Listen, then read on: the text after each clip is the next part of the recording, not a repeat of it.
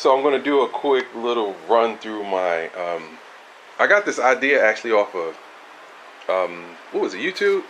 So some guys had a great idea for, like, I had a tub of comics that I came across not too long ago, and what I didn't realize is how many I collected over the years since I was small. Since I was, I guess, in my teens, and didn't realize like that they were tucked in storage for years until I moved. So I moved to a bigger place where, I had a little bit more space. I was fortunate enough to just say, wow, it would be a good way to display some of them, and not all of them, and had be able to preserve them nicely and still, keep some of them stored away.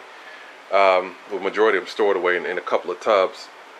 But I saw somebody on YouTube mention, I got these from IKEA. Unfortunately, it's like 2018, and these, I'm gonna do a little close up. These unfortunately are being discontinued, that I found out from the IKEA that I'm located. I'm near, like, in Maryland, and I would go to the IKEA and buy some, have to go back, buy some more.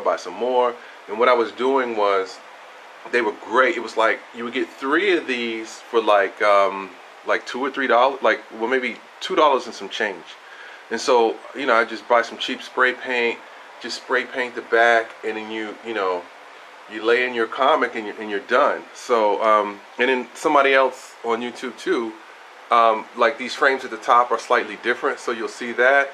And so I was able to, you kind of use the same thing. Actually, those are from IKEA too. Now, this model here I don't think is discontinued, but the difference is that frame by itself is like $3 itself, whereas you get 3 of these for the price of like one. So yeah, I was really ticked off. I actually brought a box, which were like, I don't know, 10, 12 bucks, just for extra, just to keep in storage, because eventually when they run out, that's it. So that's one of the bad things about IKEA. When they have some good products, I guess they go based off of sales, and for whatever reason, I guess they weren't selling, and they they got rid of them for the most part, or getting rid of them. So anyhow, I'm gonna stop talking. I'm gonna just show you the wall and show you how I display some of these, and just even run through some of the comics themselves. So this is kind of a full pan of what I did, and then I'll just go through each comic book briefly. And then I may even move that just so you can, see what's at the bottom there. So I'm gonna start at the top. So all the way at the top, like, this is Conan and Marvel comic. This is a Conan Savage Sword magazine. Like they say, when you buy comics, you don't really buy them. That was true for me. I never purchased them to think that they would increase in value. Maybe some of them, yeah, but the majority of them, I just loved comics growing up. So me and my friend used to always just read them, and that was our thing. So anyhow, like I said, over the years, like, they were pretty well preserved, and I was like, oh my God, I had no idea I had so many of them. But anyhow, Conan's here at the top. Forgive the glare. And I can't even remember where the hell I got this from. I think I got it from like a bookstore that was closing down or something. I was a big Conan fan, and of course, when Schwarzenegger came on the scene back in the 80s or whatever, he to me, he was the embodiment and fit Conan perfectly. And I know they did a horrible remake. It was just god awful. But to me, that film should not have been touched. The Arnold Schwarzenegger Conan version was just rock solid, bulletproof, and I don't even think they should have. They should have just left it alone. But starting with Conan here, there again, a bookstore, I believe, was going out of business.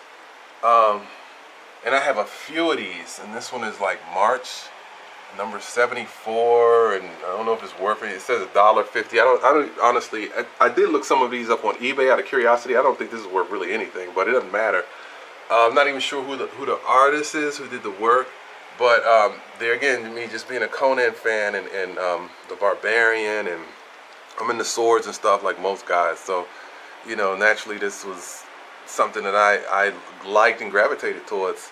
I'm gonna leave it at that. So I'm gonna move on. I haven't been able to find this thing online at all. It's really interesting. This is an X Factor comic. Now, this X Factor comic, you can see that is number, man, I can't make out what number it is. But this comic you can find online, yes, and there are different variations of it. However, this gold foil comic, which says Ultimate edition. For the life of me, I could not find this damn thing anywhere. And it might be posted up there now, but I saw different variations of it.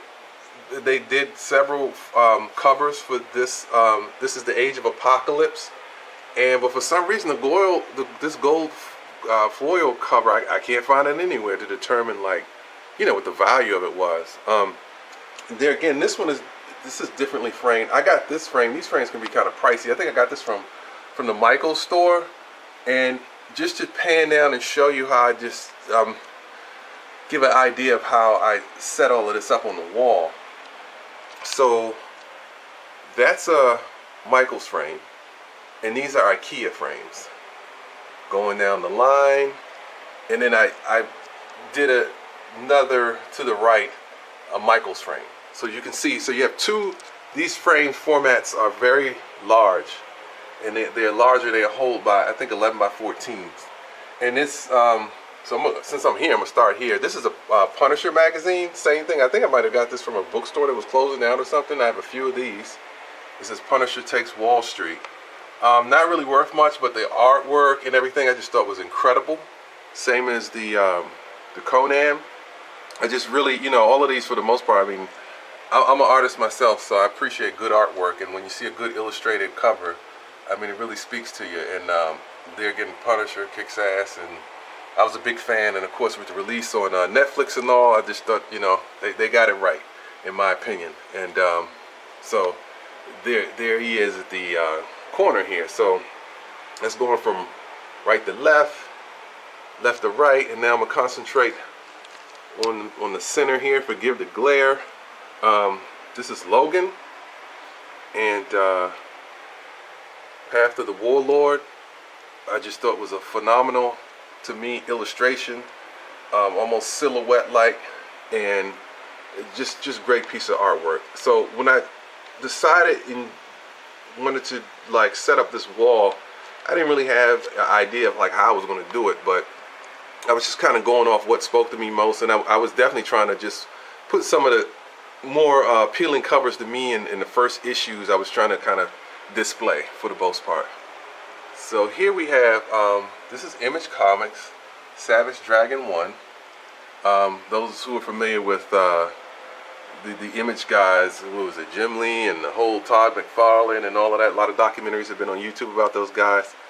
This was a kickoff for when they started their Image comic line. So Savage Dragon was one of those, I think, premier characters that they released.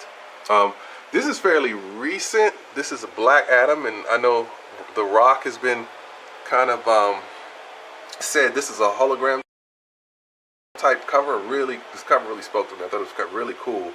I think I wrote this in 2016 or 2017. It's like a couple of years old, and forgive the glare, but I think this is the #1 of Black Adam, and yeah, it is. Right, it says it right there. Eventually, I think they talked about doing a movie of this starring The Rock, but it's just been talk, and I think it's still in development. And whether that's going to happen or not, I don't know. So as we pan down, we got an X-Men here, and this is Omega level mutants. So you got Magneto on the cover, and that's Apocalypse there. Another, like, foil cover. It's not really hologram, but I just thought the cover itself and the composition of it was pretty strong. I like how they did that. Man, within, like, you know, I was surprised with not only how many comics I had, but with some of the comics that I collected. I couldn't believe I had. Like, this is actually the first appearance of Gambit in the X-Men, so I was shocked to even have that. This is number 266. Now this varies. The condition is to me fairly well. It hasn't been, like, completely rated. Like, it has, like, tiny microscopic creases on the corners, but I know that does play a factor in its value. It says right there, enter the mutant Gambit. So in peak prime condition or mint condition, this is going to go for probably, like, I don't know, anywhere from the 200 on up to, like, close to 300 or so. So there again, I wasn't collecting for it, and I didn't even know I had it. And I think I even have 2 of these, because I realized too, within some of my purchasing comic frenzy, I would purchase 2 comics by mistake, or I don't know why the hell I did that. Because there again, some of them I was not purchasing them to with some small exceptions like the Superman here. I did purchase that twice with the intent of, that the value of it would be significant because, of course, I purchased one to read and I purchased one to display or to store. And so that's still in this black sleeve there. And I know the market was pretty full and kind of saturated with some of these, so I don't even know the value of those Supermans are where they could be. This is Venom, not the first appearance of Venom, but I think Venom was so popular when he came out. This is the first Venom series kickoff called Lethal Protector. Has that foil cover, foil leaf kind of cover in the back. And I was a big, and still am a big Venom fan. I'll turn around and just show you. I'm actually wearing a Venom shirt, or if you can see it in a reflection there. I'm actually wearing a Venom tank top. I'm a big Venom fan, so this is 2018, so Tom Hardy, great actor, is going to be doing a release of the Venom film is coming out, so I'm excited to see that and look forward to seeing what they do with that and how he displays his acting skills, because he kills it, man. He's the man to me. He also did a wonderful job in Bane and many other movies, going on and on and on. Astro City. Not that familiar with this artist, but when these came out, this was like $9. Image released these, and I'm not that familiar with it. I know there's many out who probably can tell me about Astro City, but man, I mean, just the artwork on this cover alone and the perspective is just amazing. Absolutely amazing. You couldn't get it any better than that. And this is doing the age too. I think where they were doing a lot of that slick style, of course, where they would when they would do their illustrations and finish their drawings, they would, you could do so much with them when computer age was really like booming. And I mean, this had a slick, polished, clean look to it. And like I said, as an artist, man, I just really appreciated this cover, how it looked, and many of the other covers they released. I just thought that series was pretty strong. Over here, it's Spider-Man 2099. That's the first issue, and I think this kind of speaks for itself. They released a few of these in a variety of covers. So that's the first one of that. I was a big Archangel fan, man. When Angel was converted or turned into, the Archangel. This is an X Factor comic. This is a strong comic to me. Bold colors, this red and that striking blue, and of course, you see the wall that I have painted down here is red. I just thought that would be a great cover to display. Of course, the classic. I didn't want, because I have so many comics, I can fill up the whole basement, wall with these things, but it was even kind of hard to get the covers that, and forgive the glare, lighting is not the best down here, but this within itself, Wolverine, Sabretooth, definitely want to display that. I mean, classic, rival between these two. Can't beat that, and great cover as well. I got the X-Men 2099. I think it's a cover too. I'm not sure, metallic cover of some kind. I don't even think I read this comic, and I think this is one that I purchased just because I was an X-Men, or still am an X-Men fan, but I wasn't that familiar with these characters and didn't even get into them that much. And so that was just collected, just sheer off of, there again in the 90s, they were pumping a lot of these first issues out with hopes that they would kind of spike in value. So I think I did buy that one based off of, it might be worth something, but whatever. You got Hulk and Spider-Man 2099. I just thought conceptually that this was really cool concept, because you got, these iconic figures here, and then you're, kind of redoing them in a 2099 futuristic type of, theory. So I really like the concept of that. This is another Ghost Rider 2099, and love the cover. Very metallic, very you can just see the hologram there. That's fun to me. That's what comic books are all about, right? To some extent, you want the story, but you want the fun that comes along with it. And I just like the fact that thing just kind of glows. Very cool effect to me. Image with Pitt. As you can notice, I was more of a Marvel fan growing up. I do have quite a bit of DC too, but man, for some reason Marvel characters just did it for me. And of course, I really, appreciated what Image was doing. Pitt was pretty big, and well, they were trying to make it big, but I for some reason, I like that cover. It's pretty striking, in your face, bold. Um, and I'm gonna jump over here to just speaking of the two, DC and Marvel. I think everybody, me in particular, who wouldn't love the crossover of what they were doing with, bringing some of your favorites together and see who would win some of them, the more, iconic battles in history, like the Hulk and Superman. Like, who would win that, right? So this is the first issue of this. It says, Showdown of the Century. Geez, I don't even think I opened this thing up in years, so I don't even know what this comic book is actually about, other than, it's DC versus Marvel. If they, if they actually clash and fight and combat and all of that, I'm not even sure. I'm gonna have to look that one up online and see. Let's see, Superman. Of course, this is when he died, when he fought Doomsday. He passed away. They did two covers, I believe. This was a black jacket, and then there's a white jacket. I have them both. So I actually brought 3 of these. I remember standing in line in Georgetown for I don't know how long, and I think 3 was the minimum that you could buy, or something like that. They had a limit on how many you could buy, but I purchased 3. I opened up 1. The other 2 are, they're again displayed. I think online I saw they were going for like $75 or so. They printed so many of these things. There again, I think it saturated the market to where the value is not as strong as they may have hoped it would be. Deadpool 2 was just released, and I think this is one of the more notable covers. But interestingly enough, here he is fighting Cable, and Cable is in the new Deadpool movie, and here they are here, and this was X-Force, and of course in the movie he created X-Force, and believe it or not, I still have not seen the movie yet. I will be seeing it soon, but that's issue 15 of X-Force.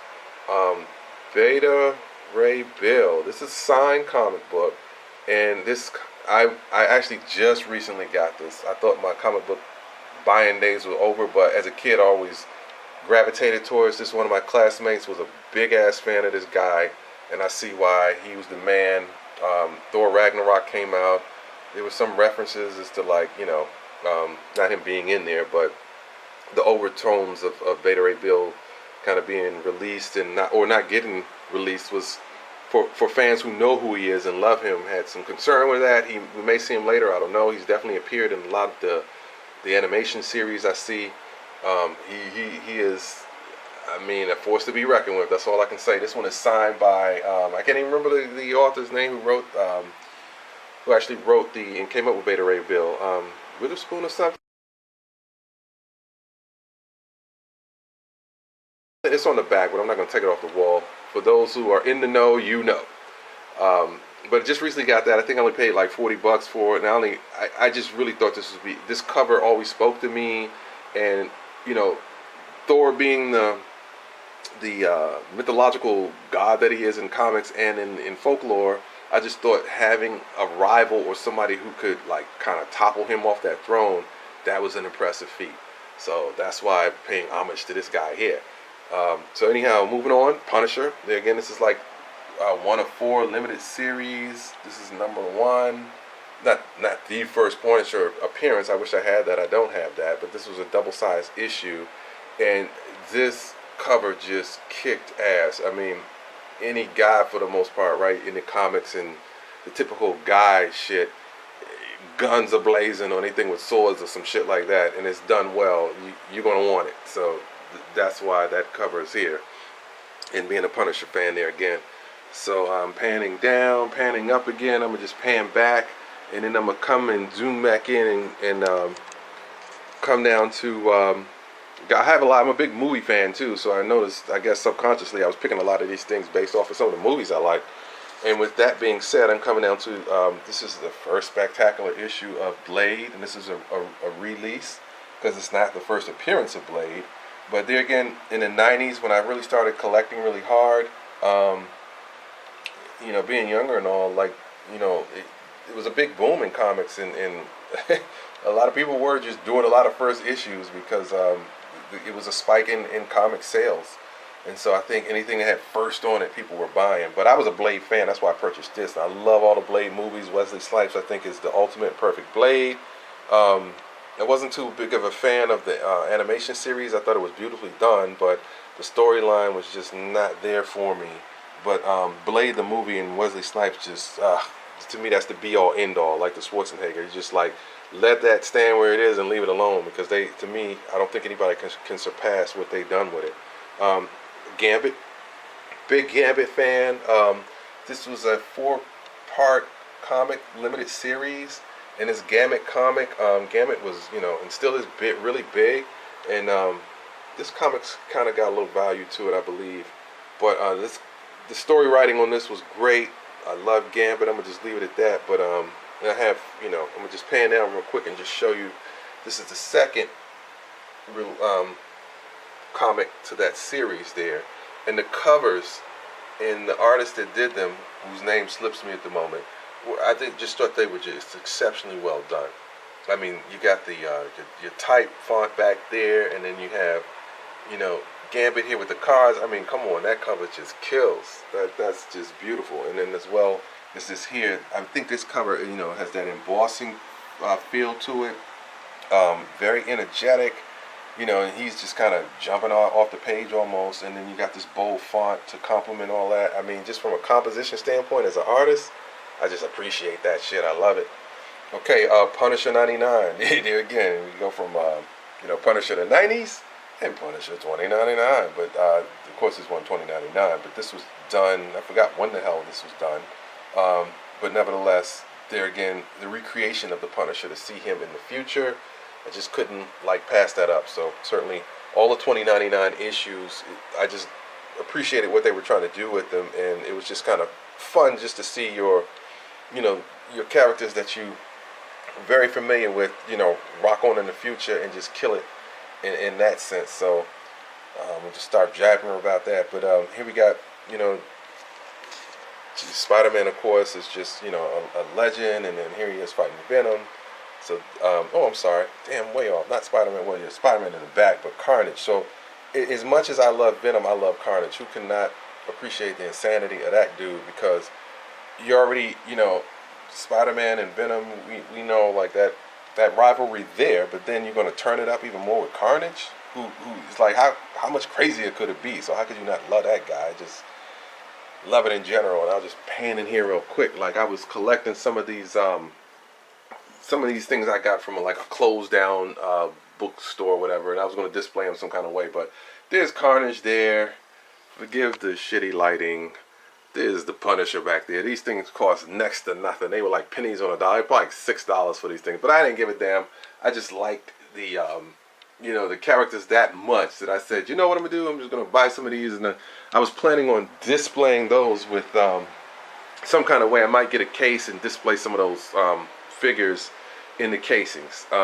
I'm not when it comes to the figures, I've seen guys online who do the $1,000 thing, the insanity of it all, and I love them for it. That kind of money I just don't have to really put into those. I wish I did, but nevertheless, I'll take it how I can get it, and those $5 ones are sufficient for me, just enough. So anyway, I'm gonna stop rambling on with that and go into Wildcats trilogy. Anybody who's familiar with move this out the way. Anybody who's familiar with Image Comics, you certainly know with Wildcats. And if you go online, Wildcats even had a, I think they even going to do a movie, or they sold the movie rights. I'm not sure of that, but they actually had a cartoon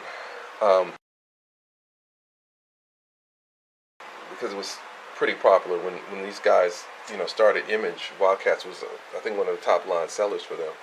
The Incredible Hulk and Wolverine. There's been so many battles that they've had, and that's kind of, I think, one of the great battles in comic book history, having those two duke it out. So this comic here is what is that, issue 454, and that's July 97, man. So that's got some age on it. And you have back to Gambit. Kiss, growing up, Kiss is kind of synonymous to me with comics and that rock star thing and that whole comic genre. Whoever came up with that idea, anybody who knows who Gene Simmons and his marketing, the marketing guru he is, of course he would capitalize on the comics. This is Psycho Circus.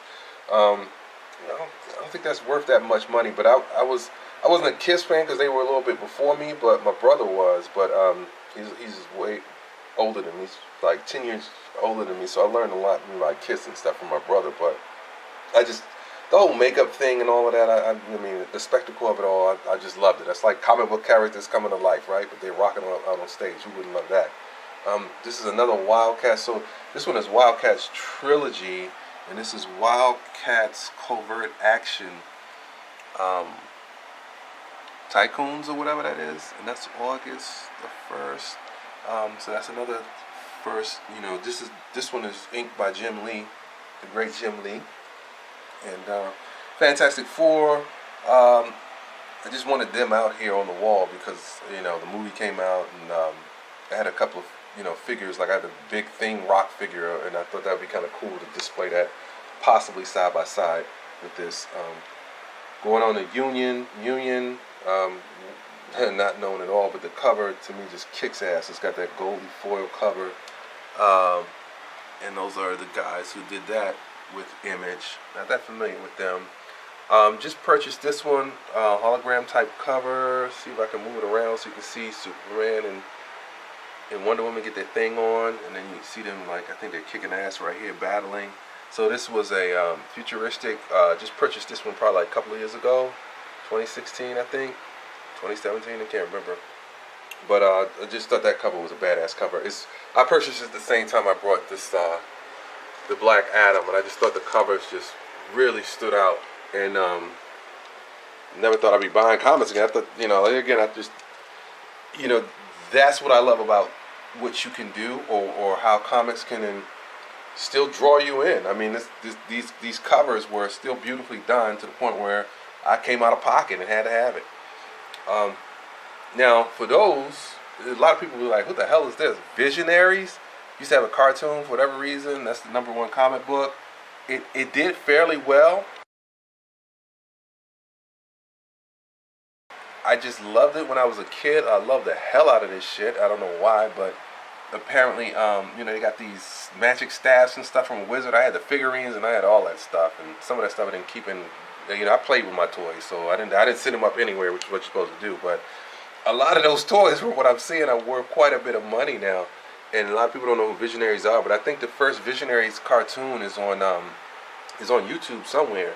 But growing up, man, this Visionaries just did it for me. I just loved the whole aspect of like these holograms or whatever they could take on whatever hologramic type of staff they carried around. Look into it. I mean, you might like it, but I just thought it was cool as hell. Jump over here. This is the last portion of the wall. I'm gonna just pan the whole wall, and then I'll go into what and why I decided to, and how I decided to put this wall together. So I put it together. It doesn't. Now I have so many comic books. I could just fill this whole wall without that being an issue. But I didn't want it to dominate it, and I didn't want it to completely just be overkill. Even though this probably is a lot, but this was enough. So as you see, I had comics, of course, man's world for the most part, right? We got gotta remember and honor our females out there. We do love the women, and so I thought I'd dedicate the wall to some of the women in comics. And starting off, don't know why and how I have this, but never watched it and was a big fan. But Xena, this is the Xena comic book #1. That's Dark Horse published it. I think I just brought this just because of the Xena was pretty big in the 90s, and her show was just crazy big from what I understand. So I never watched it, never was a fan. It was like Xena and Hercules and stuff like that. It never really interested me too much. I appreciated it, but I didn't watch it. But I just thought the novelty aspect of the comic was cool, so I brought that. We just had a new release outside of Angelina Jolie. I can't remember who the new actress is that's playing Tomb Raider. I think she's very beautiful. Ex Machina or whatever that movie was. I love that movie, and I think she's a great and does great as a remake in Tomb Raider. Angelina Jolie kicked ass in that movie. I just wish it was better written, but I'm paying homage to the Tomb Raider girls here. And this was released by like Tower Records. How this whole collab worked with Image Comics, I have no damn idea. Laura Croft, and I thought it was a cool cover though. But not really worth much from what I can remember, but nevertheless, there again, moving along. Okay, so in the 90s, you can go online and look up Witchblade. I love the hell out of Witchblade, and whoever wrote this series, I know Image Comics did it. Man, forgive, I'm trying to get this glare out of here. Let me pan up some more. But this Witchblade comic to me was like reading a damn movie, man. It was phenomenal. It just really did it for me, and I love Witchblade. Now they did release Witchblade on, it might have been TNT. Some network did do a story and they released. Now you can see it on YouTube, like an early Witchblade, and it was alright. It wasn't all that good. It was cool, but it couldn't capture to me the magic that this comic book and how like intense the story was written. It was like pretty damn badass to me. But they just kind of, I don't want to say they mucked it up, but it was just okay. It did relatively well. This is the first Witchblade here. It did really, and look at the comic and the artwork of that, man. It's just gorgeous. Forgive the glare, but I mean, man, the images of like and having that armor be almost like, you know, synonymous with your beck and call and being able to protect you and everything. I just thought that conceptually and all of that was just like brilliant, man. And for it to be a woman, and it just did it for me. Curse of the Spawn. This was pretty big. Angela, I think is her name, and she was a big, you know, rival to Spawn. I think I was a Spawn collector, but for some reason I just don't know her storyline that well. That's bad to say, but it's the truth. I just know she was pretty major and significant to the Spawn storyline. That's number 9. I have a good amount of Spawn books because I was a big fan of Spawn. Still am. The 10th, I love the 10th. This is another kind of crossover with Tower Records. Apparently she was connected to the Darkness. For those who know the Darkness, I think the Darkness and Witchblade even had something going on. They did, because here's the comic book right here. But the storyline of the Darkness and like the demons, so I think you can call demons at will. I just thought that shit was just awesome too. To me, they could do no wrong in the story writing. I was a big supporter, a big fan. Can't remember too much because it's been a while since you know, I revisited this storyline. Witchblade and Elektra. Elektra, I always loved her. Daredevil. I mean, back in the day before Elektra was big, and before Netflix did their thing, and before